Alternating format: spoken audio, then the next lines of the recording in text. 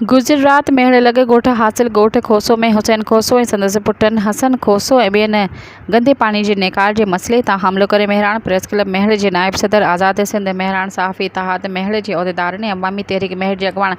आज़ाद इम्तियाज़ सियाल जे घर ते 10 खां 12 माण्हुनि सां गॾिजी हथियारनि सां हमिलो करे आज़ाद इम्तियाज़ सियाल ऐं संदसि जे घरवारी ऐं ॿियनि जे हमराहनि खे सख़्तु ज़ख़्मी कयो वियो, जॾहिं त इन मौक़े ते हसन खोसो पुटु हुसैन खोसो शराब जे नशे में धुत हुयो ऐं उन ई सॼो मामिलो करे डंडनि सां सहाफ़ी सदन घरनि वारे ऐं ॿियनि माण्हुनि खे सख़्तु ज़ख़्मी कयो। इतलाह ते महड़ बी सेक्शन पुलिस कार्रवाई कंदे हसन खोसो खे शराब समेत गिरफ़्तार करे मेडिकल कराए,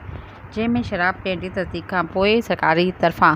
केस दाख़िल करायो वियो आहे। ॿिए पासे मेहराण प्रेस क्लब महड़ ऐं आज़ाद सिंध मेहराण सहाफ़ी इतिहाद